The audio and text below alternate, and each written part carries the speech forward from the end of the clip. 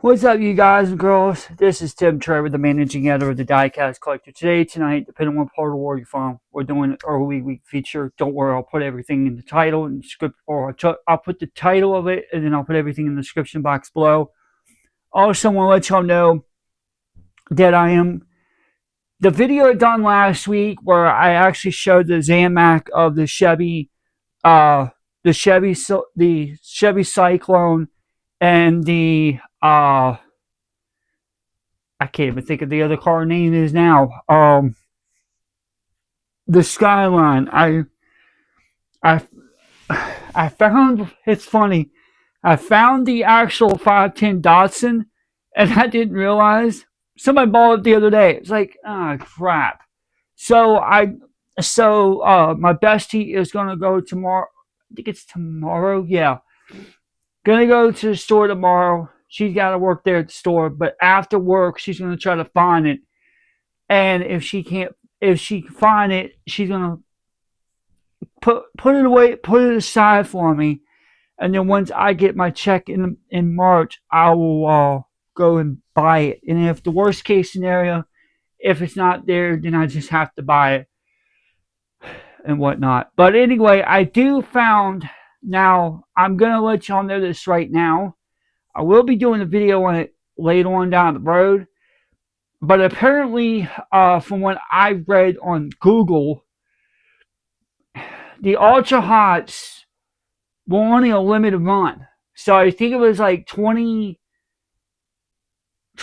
I think it was like 2021 to 2025. And the hot ones replaced that.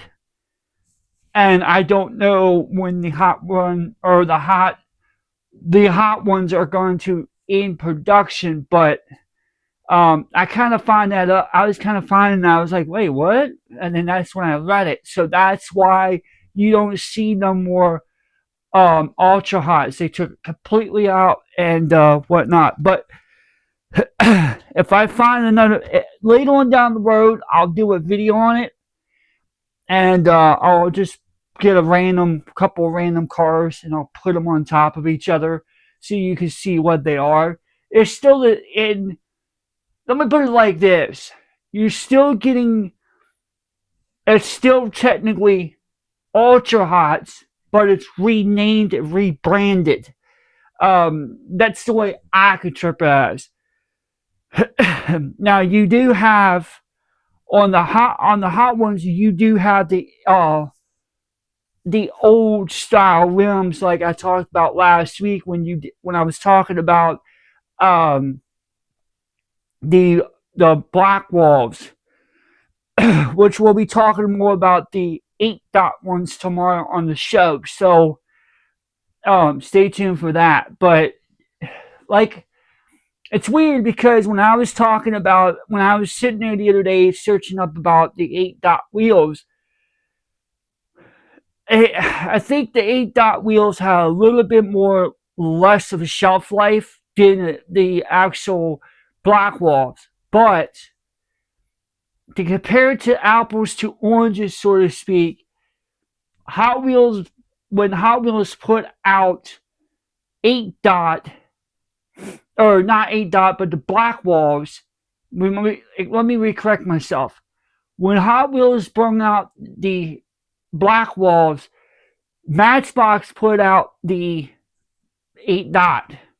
So that's equivalent to a black wall. Two separate different names, but it can fall in the same genre. But like I said, I actually looked it up and I saw it and I'm like, oh, okay. But I will talk more. I have to go back and look at it more, and then I could tell y'all tomorrow on the actual video with the Chevy vans and stuff. But like I said, I was like, wow, this is really interesting. So guys and girls, don't worry. I'll put like I said in the beginning of the video, I'll put everything in the description box, tell you what this is. But I'm going to let you know this right now. When I do the actual shorts, This is going to be a two-door JDM sports car. That's what I'm going to classify it as because it is technically a sports car. It's just the way it is. Now, Wednesday, we're going to be a little bit different because we're going to be talking about something a little bit more modern. This is one of the cars off that stack I told you about a week ago. So there is a couple other, I forgot to mention, there is a couple other cars I have in the cart saved from the first mix. So the mix that you see currently out there now, that's mix 2, and that's got the 510 station wagon or 510 and the Skyline. The first one had the Toyota Celica and the Honda Civic, the one from I think it's 06, 08. Those are from the first mix. Now, I'm not buying all the mix. I'm not buying all the cars just to put out to do a video. That's not what I'm doing. What I'm doing is, guys and girls, I go out when I do like certain series. It doesn't matter if it's premium or it's something like a ultra hot or a the hot ones. I only buy certain cars that will fit in the actual contours of what I'm going to be doing. I'm not going to buy the whole set just to review that. There may be cars I may not like. So, guys and girls, don't take what I'm saying as an insult. Don't take it the wrong way. I don't have the time to sit there and go through every single car and buy them all and then just go through a video to just separate them all. I don't want to do that. I learned that yeah, it was a lightning in the bottle when I got all 5 of those BMWs last year. And I was completely insanely happy that, and that's just a lightning in the bottle. That was a fluke that I got those cars. I'm like, what the flying world? I got all 5 of them? Cool. But that does not happen all the time. That very rarely really happens. So every so often it will happen. So if I can get a certain car that exact same day, yeah, I'll be happy. But there will be times where I'll get one and I'm like, okay, why didn't this car show up the last time I was here? Very rambly or very unusual or whatever the way you want to phrase it as, it occurs. So, like for an example, last week when I did the Challenger, that Hemi Challenger, when I did that video on that car, hook by crook, I found it in the grocery store. I was like, because my bestie looked at me like, what are you doing? I'm like, see this? Oh, yeah, okay. Popped it right in the cart because I couldn't pass up on the opportunity. If I do, it's not like I'm doing something stupid. It's just because the way it is. There's certain situations that occur.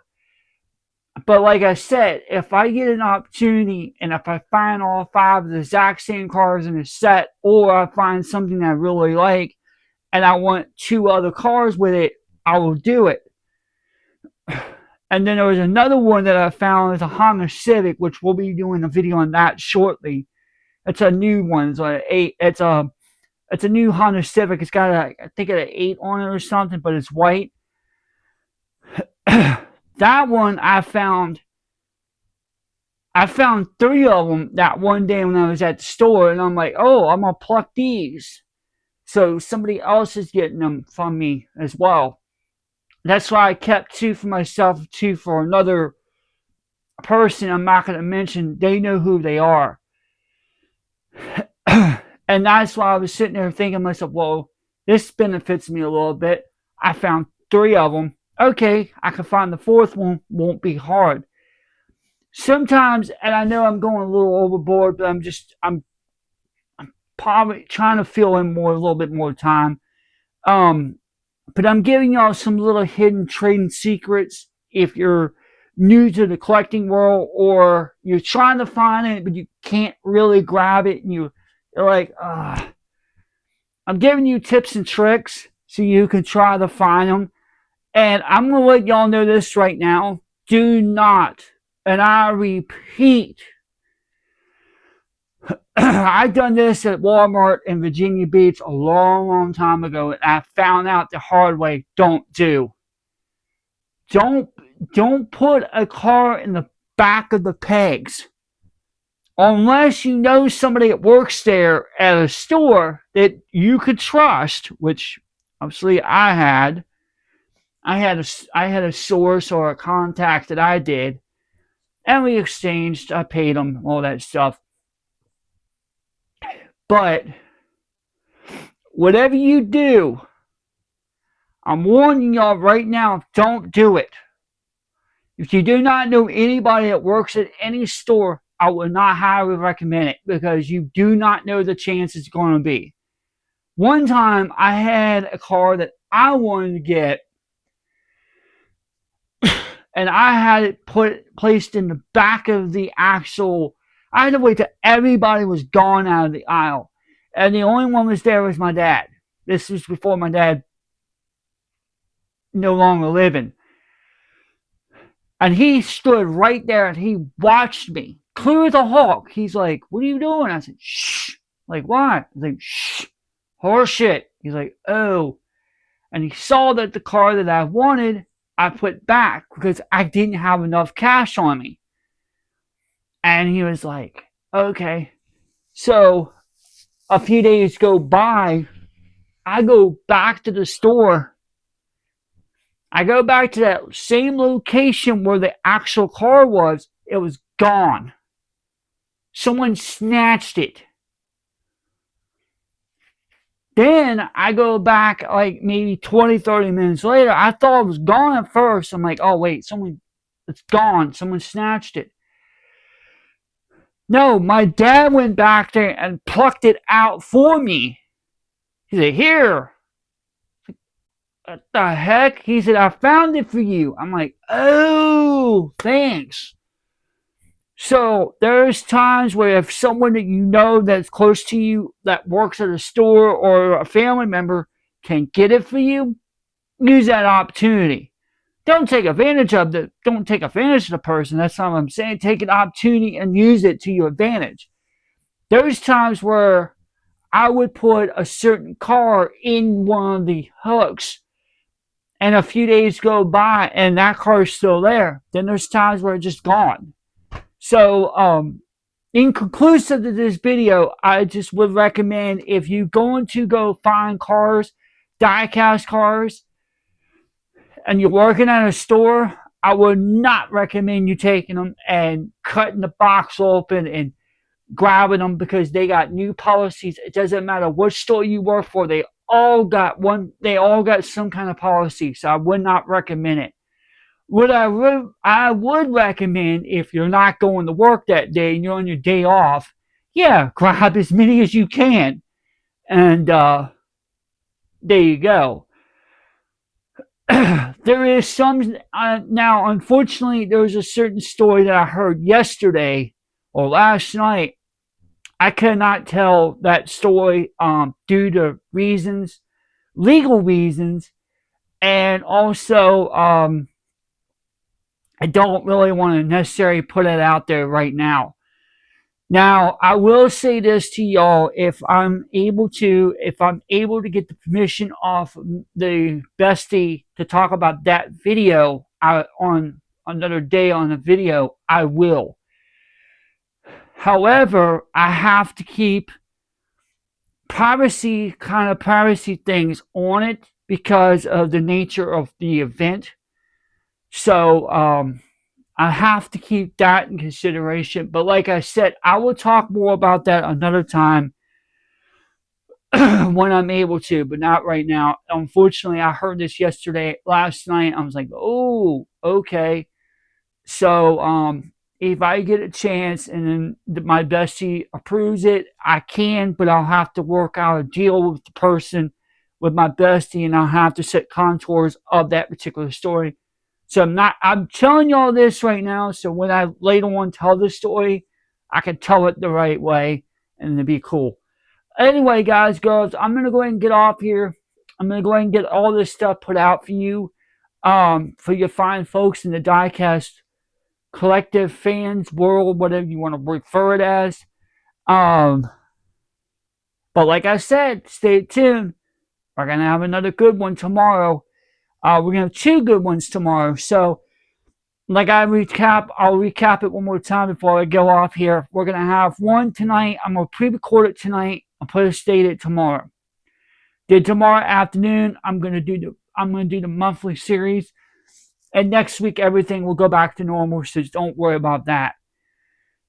I also will be doing I'll try to find a video. I'll try to find some more info on it tonight or research it up, and I will tell you more about the 8 dot stuff tomorrow on the podcast or on the actual video. So stay tuned for that. But anyway, guys and girls, I'm going to go ahead and get off here. I'm going to go ahead and get this stuff put up.